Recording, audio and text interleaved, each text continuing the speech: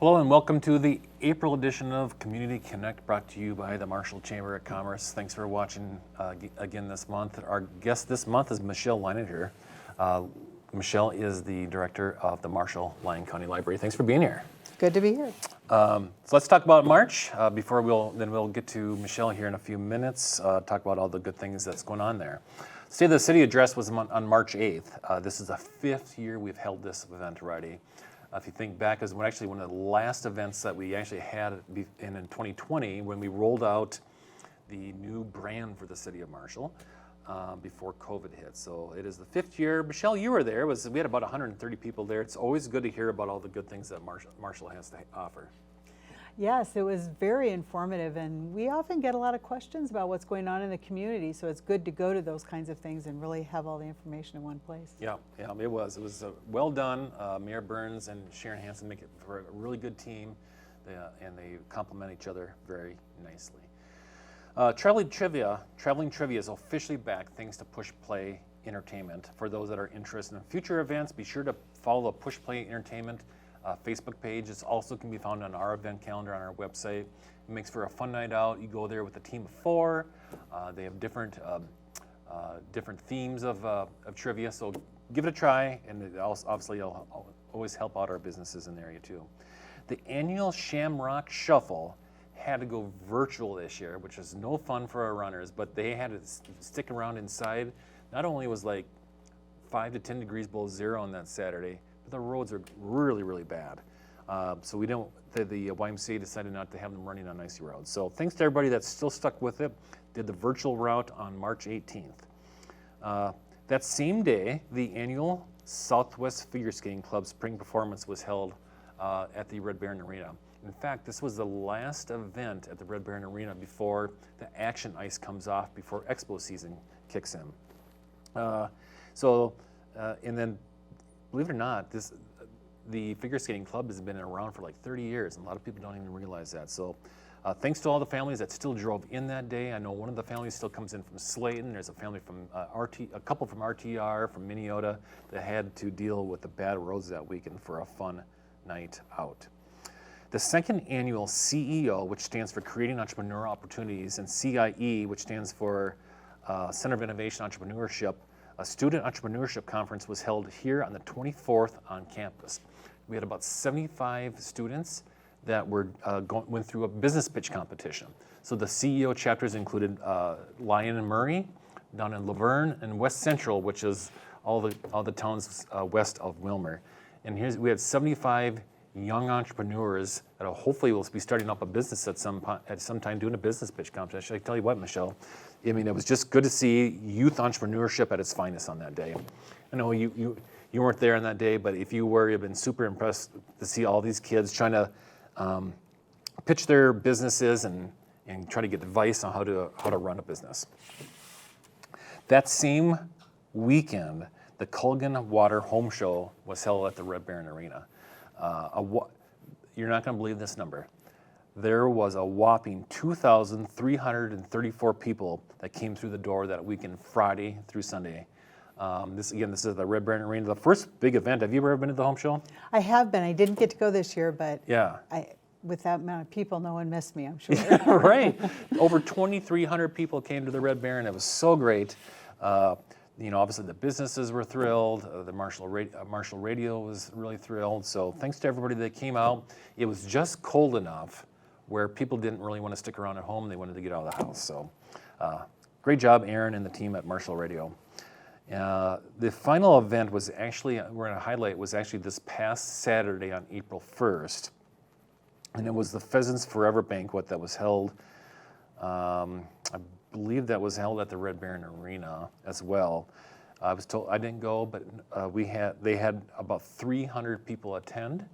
You can see the pictures up on the screen right now, but congratulations to the Pheasants Forever committee. They utilized the chamber conference room for their committees, which a lot of businesses do and a lot of boards do, and that's a strong number. So thanks to everybody that came. Thanks to all the committee members that helped put it on. So, all right.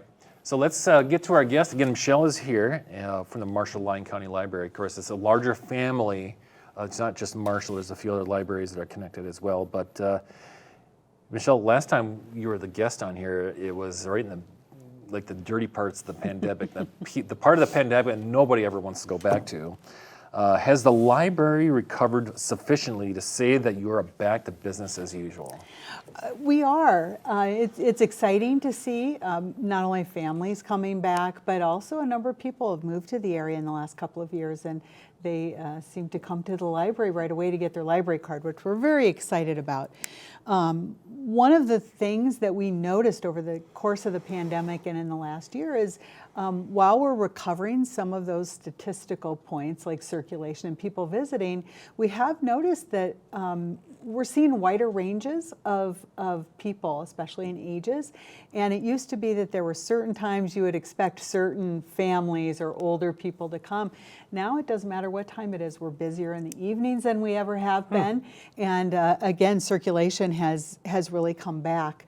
The other shift that we noticed is that while we have computers for people to use and have for a number of years and printers, a lot of people aren't using our computers anymore. They were able to get their own devices or computers, and so we get a lot of printing and using our Wi-Fi, but not quite as much as our own equipment.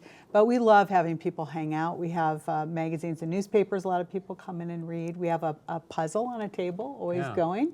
People come in and work on that a little bit. So it's very exciting. We're glad to be back to the level we were before. And of course, I'd encourage any of the watchers or listeners, even if you're not much of a reader, go in and check out the Marshall Lyon County Library. Of course, this past weekend they just had their spring book sale. There's always something going on there. So you mentioned, when the library made some temporary changes so it could stay open when a lot of the Minnesota libraries actually closed. Are there things that were popular during that time that you've continued to do? We have. The most important one was we were able to put up a drive-up window. It's next to the drive-up book drop, and we were able to continue to staff that. And so it's open Monday through Friday from 4 to 6, especially on a day like today. It's very rainy and cold outside. We're waiting for spring. It's a good time to go through the drive-thru if you've got books on hold and you don't have to get out of your vehicle or bring your kids out. So that has continued to be in place. The other thing that we did a lot of was to help people at the time to not need to spend quite as much time in the library. So we ended up doubling our space that we have displays. So we've continued to do that and look for more space because showcasing our collection and the materials we have is really terrific. And if you don't have a lot of time, you've got a lot of errands, we don't want to be crossed off the errand list. So with displays, it really helps people get in and out of the library pretty quickly. And the last thing we had started actually just before the pandemic, but we launched it during the pandemic, is our Library of Amusements. And so now we've continued to expand that over the last 3 years, and we have, I had to write them down because I can't remember all of them. We have toys, games, and puzzles for all ages, even for adults. We have science-related backpacks. We call those the World of Wonder. We've had cake pans for almost 20 years. You can come in and check those out. We have book club kits, hotspots, binge boxes, which are 4 to 6 DVDs on a certain topic, most popular being supersized monsters, so Godzilla and things like that. Memory kits for people to use with people with dementia. Park passes this last year for state parks. You can stop in the library and borrow a park pass so you can get in to Camden or any in the state of Minnesota for free. You get to keep that for a week. We have puppets, hotspots, video games, and we continue to expand those. But that's probably the most popular thing that we added during the pandemic that has continued to do very well. Oh, interesting. I did not know about this. Well, I didn't know a lot about these things, but the state park pass, that's really appealing. Yeah, last year was the first year. 2 years ago, the Minnesota Department of Natural Resources wanted to work with libraries, and so they did a pilot project, seemed to go well, and so they offered it to more libraries. And they're actually year-round. We did have some people check it out to do some winter sports in our parks, so check it out this summer. Fabulous. Yeah. Michele, are there things you couldn't do during the pandemic that you have now brought back? The two most important things that we constantly were asked for were our study rooms. We have 4 of those. 1 or 2 people can be in there. Because it was such a small space, we didn't feel comfortable letting people in there, but those came back like gangbusters. And the other big one was about a year before the pandemic, we had put in what we called the early learners play area. And it is a dollhouse and a barn and a little workshop area and a kitchen where the 0 to 5-year-old set could play and interact in the library. And of course, we didn't want people putting things in their mouth and things like that, so they had to go away. And we put that back about a year ago, and it is even more popular than it was back then. The other thing that was very popular, of course, was programming, and we've been a little slower bringing those things back, but we've done, children's programming is mostly back. Adult programming we've been a little slower with, but check out our April events calendar. We've exploded with things that are going on in April. And absolutely right. I would encourage anybody to go to the library calendar, go to the Chamber of Commerce calendar, because actually they do a great job of uploading all of their events and ours. A little one-stop shopping. It is, because you can check out that one. And of course, the museum's got a bundle of events similar to these, and there's a lot of good things on there. Just quick plug, I guess. But speaking of programs for children and adults are a big thing that you do. Have you changed the approach to your programs since the pandemic?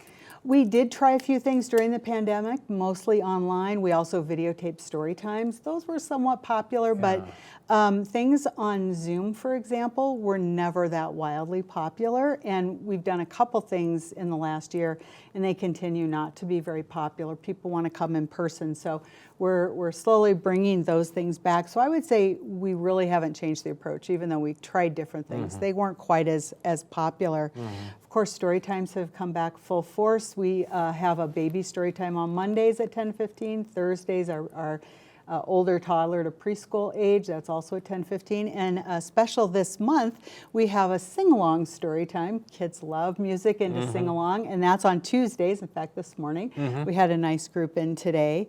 As I mentioned, we only had a smattering of adult programs, but for example, we have the Master Gardeners in April coming to do 4 different programs, including one with kids. We're excited about that. We have a teen, they mostly play Dungeons and Dragons, but once in a while something else, but it's tabletop role-playing games. They have that after school on Tuesdays around 3:30 that has come back full force. And then we have a writing group that meets at 6 o'clock on Wednesdays that we're slowly seeing people come back to. So we hope to get deeper into our programming like we have in the past. And the one plug I'll put in is, of course, it's almost summer. Again, doesn't feel like it today, but it's coming, I'm told anyway. And summer reading during pandemic, we started all ages. Used to be just kids and teens, but we started including adults, and we've had a lot of adults participate in the last couple of years. So. That's good. Yeah. You had mentioned the Master Gardeners. Of course, a couple of those Master Gardeners, a lot of our watchers will know. Ron Helgerson has been a community member for many, many years in the area. And the other one is Sue Morton, of course. So if you go to the YMCA, you know Sue. She's very active in the swimming program over there. So in terms of checking out materials, what's popular right now? Well, as I mentioned, Library of Amusements. In fact, in 2022, that was our biggest circulation of a number of sections of our collection. And in fact, we circulated over 4,000 materials from just our Library of Amusements. And most popular are puzzles, particularly the children's puzzles. We have puzzles anywhere from 24 pieces up to a couple hundred for kids, and they had more than 1,000 checkouts last year. So those are very popular. Toys, games, and our hotspots have become very popular. Hotspots you can check out for a week, and we have a number of people who like to check those out if they're going on vacation. Allows them to have a little Wi-Fi in the car and maybe up at the cabin if that's where they're headed. So those have become very popular. We've also seen a very sharp increase during pandemic, and it continues to digital. So here for the Marshall Lyon County Library, We offer two different kinds. One is Canopy, which is streaming, downloading movies and shows. The other is Hoopla, which includes books, audiobooks, comic books, everything. Those are only for Lyon County residents, but then Plum Creek, the 9 counties where we all cooperate together, they also offer Libby. And through the state, for the past 3 to 4 years, we've had money from the state that's allowed us to really build up the Libby program. So we know that we have a lot of commuters who come here, and I think a lot of them are users of the library, because more than 50% of our digital checkouts are audiobooks. So we have a great audiobook collection both in Hoopla and in Libby, and they continue to increase pretty significantly. Having said that, audiobooks on CD are still popular, but less and less people have a player, especially in their car. Right. So those we expect in the next couple of years, the circulation to come down a little bit. And people still like physical books, so big books continue to be popular. Sure. So I mentioned the State of the City address earlier. At that event, the mayor and the city administrator talked about all the good things that are going to happen in 2023 in the city of Marshall. What are those things that you are planning on rolling out here for the rest of this year? Probably the most exciting thing that we're have been working on for about a year, and we're excited to get it rolled out this June, is our preservation lab. And so many of us, I'll give you the best example I have VHS tapes with choir recitals and grandma's birthday and graduation on it. And VHS is a very unstable format. So what you'll be able to do is to bring in your VHS, put it in an old VHS machine, and we have software that will then take that and digitize it. So you will always have a copy of it, even if the VHS piece goes bad. We'll have things for audio cassettes as well, and we're even on the hunt for an 8mm projector, or one that will play it for those people in the 60s and early 70s who had those. And we want to get it open and see how people want to use it, but also what other old technology do they have. So we also found old floppy disks. You remember those, depending on what you have on it. We may be able to get things like that off. But once people use it, we'll be able to see what they're asking for and what else we can get to let people digitize what they have. Sure. The other thing is, we haven't come up with a name for it yet, but this is a special service for readers. So you would let us know what your favorite 1 or 2 books are, maybe even your favorite TV show or movie, and then we will recommend anywhere from 3 to 5 books that you might enjoy on top of that. That also we hope to roll out this summer. And then last but not least is we're looking at expanding even more our library of amusement. So the first thing we're looking at buying this summer is equipment and games and things like that you play outside. They tend to be a lot larger, but we have a space now that we can store those things. So we're excited to expand that way. But we're also looking at expanding into tools. So if we can find funding, we'll probably start first with more craft and kitchen tools. So maybe we'll have a blender, maybe we'll have a sewing machine that you can check out, or you know, who wants to always keep a garlic press if you use it once a year, maybe you know, or something that gets the pits out of cherries, something like that you don't need to use your own space. And so we're looking at those things, and eventually we would like to get into yard tools and house tools to help you do things like that. And with that, we have started a cooperative doing some cooperative things with the recycling center with Lyon County, and they're also helping us get into the tool business. So look for that maybe later this year. Yeah, lots of things going on at the Marshall-Lyon County Library. Michele, what's that website that people can go to? It's www.marshalllyonlibrary.com. .org. Excuse me. Almost everything's .com, but we are not. We're .org. So go give it a look. Lots of things going on there. Look at the event page. But just go to the Marshall-Lyon County Library. They have a great section for kids, thanks to the Carr Family Foundation that was built on a number of years ago. So yeah, go check it out. You won't be disappointed. And you know, especially as Easter is this weekend. If you have family coming to town, you're open on Saturday until normal hours, right? Yes, So 6 o'clock? yes, 10 to 5. 10 to 5, yeah. So wonderful. So let's talk about some of the things that we can expect in April. Similar to the library, as I mentioned earlier, the museum's got some fun things going on this month, including an escape room experience. So if you need a timeout from that same family this weekend, or bring them out this month to the escape room at the library, you can sign up a group of 4. This is a fundraiser that benefits the one-room schoolhouse at the Lyon County Fairgrounds. And this is, like I said, it goes throughout the whole month of April. The United Way Power of the Purse event is next Tuesday 11th at KB's in Ghent. All money raised will support local initiatives that help prepare young children in our area for kindergarten. So check that out next Tuesday. Go to the United Way website for more details. World Fest 2023 is scheduled for April 15th at the Red Baron Arena from 12 to 6. World Fest is the area's biggest global celebration of the year. It's poised to eclipse the last year with even more food options, performers, expo booths. Were you at that last year by chance? We were, and we are going to be this year as well. Yeah. It's well worth it.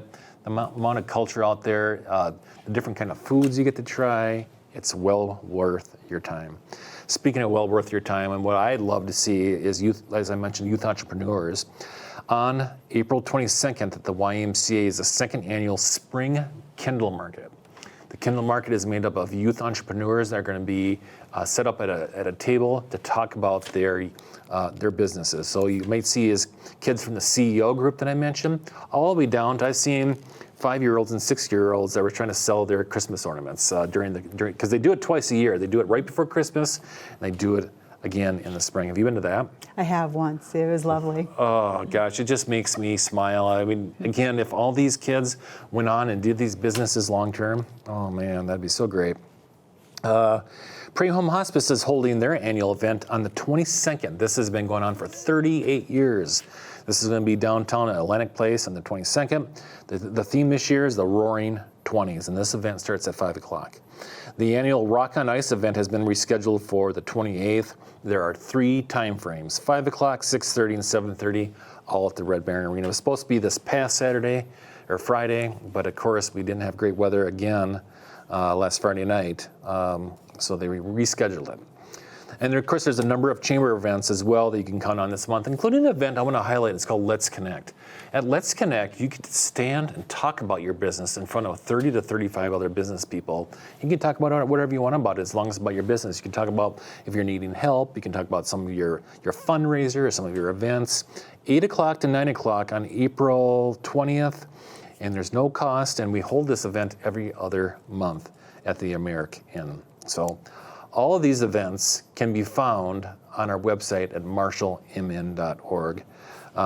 Before we sign off, just a reminder, our coupons are still for sale. Over $5,000 worth of savings in this book. It's a $30 book.